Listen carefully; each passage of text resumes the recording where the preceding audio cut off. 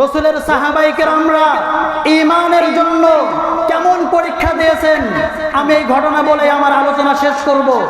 আল্লাহর রাসূলের একজন সাহাবী হযরত যায়েদ ইবনে দাসিনা রাদিয়াল্লাহু তাআলা আনহু, হযরত যায়েদ রাদিয়াল্লাহু তাআলা আনহুকে বেঈমানরা কাফেররা চক্রান্ত ক্রমে হযরত যায়েদ রাদিয়াল্লাহু তাআলা আনহুকে বন্দী করে নিয়ে গেলেন। বন্দী করে নিয়ে যাওয়ার পরে কুরাইশের কাফেররা হযরত যায়েদ রাদিয়াল্লাহু তাআলা আনহুকে অত্যন্ত চড়া মূল্যে ক্রয় করলেন।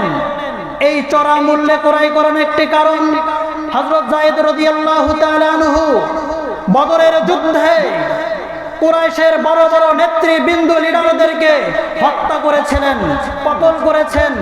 এই জন্য কুরাইশের কাফেররা হযরত যায়েদ রাদিয়াল্লাহু তাআলা আনহুর কাছ থেকে প্রতিশোধ নেওয়ার জন্য হযরত যায়েদ রাদিয়াল্লাহু তাআলা আনহুকে কুরাইশের কাফেররা অত্যন্ত চড়া মূল্যে ক্রয় করলেন। ক্রয় করার পরে হযরত যায়েদ রাদিয়াল্লাহু তাআলা আনহুর জন্য মৃত্যু কার্যকরী করা হলো। হযরত যায়েদ রাদিয়াল্লাহু তাআলা আনহুকে শুলিতে চড়ানো হলো।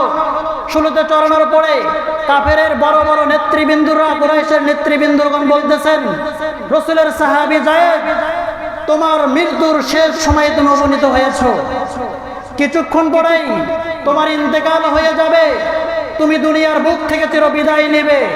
এই অন্তিম মুহূর্তে আমরা একটা উপায়ে, একটা সহমত পোষণের কারণে আমরা তোমাকে মুক্তি দিতে পারি। যদি তুমি ওই কথার সাথে আমাদের সাথে একমত হও তাহলে তুমি এই কঠিন সময়েও মুক্তি পাবে। কুরাইশের বড় বড় নেতারা যখন এই কথা বললেন, হযরত যায়েদ রাদিয়াল্লাহু তাআলা বললেন, কি এমন কথা যে কথার কারণে আমি মুক্তি পাবো? তখন কুরাইশের কাফেররা বললেন, আমরা যদি তোমাকে এমন একটা মতামত পেশ করি, তোমার এই শেষ সময়ে আল্লাহর রাসূল সাল্লাল্লাহু আলাইহি ওয়াসাল্লামকে এই শুলির মধ্যে চড়ানো হইতো আর তোমাকে এখান থেকে মুক্তি হইতো। রাসূলকে শুলিতে চড়া লাগবে না, আমি এই কথা বলতেছি না। যদি তোমার পরিবর্তে এমন কোনো ফয়সালা হইতো আল্লাহ রাসূল শুলিতে চড়বে আর তুমি মুক্তি পাবে, এই কথাটাকে তুমি মেনে নিতে, কোনো প্রতিবাদ করতে না, নিজেকে এরকম ভাবে আমাদের এই কথার সাথে একমত ঘোষণা করতে।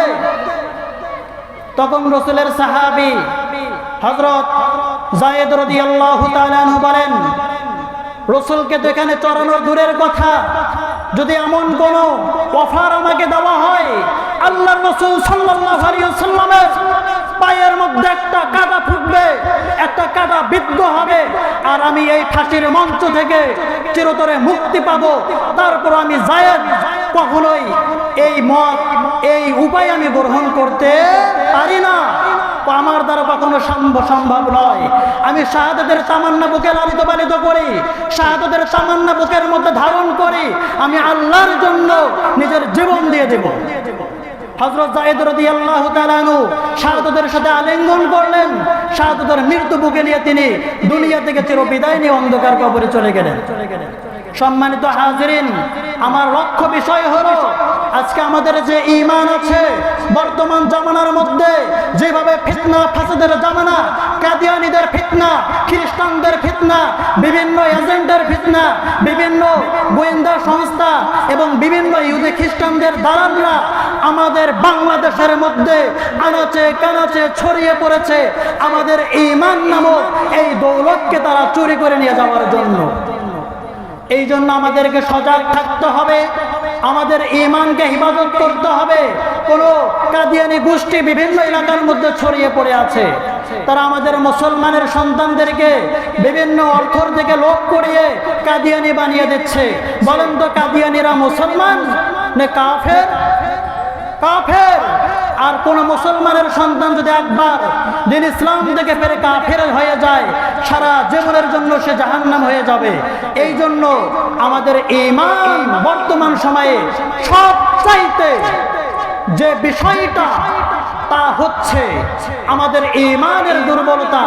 আজকে কি ঈমান পাওয়ারফুল, মুসলমান হয়েছি, কিন্তু সুদের সাথে জড়িত, ঘুষের সাথে জড়িত, অপকর্মের সাথে জড়িত, নারীবাজের সাথে জড়িত, ফিতনার সাথে জড়িত এই মুসলমান হয়েছে, কিন্তু জবান দ্বারা ইমানদার দাবি করে। আমার জবান দ্বারা মানুষ শান্তিতে থাকতে পারে না, আমার জবান দ্বারা মানুষ কষ্ট পায়। এই জন্য সম্মানিত হাজিরিন, আল্লাহ তাআলা সুযোগ দিলে অন্য কোনো সময় শুধু ঈমান নিয়ে আলোচনা করা হবে ইনশাআল্লাহ।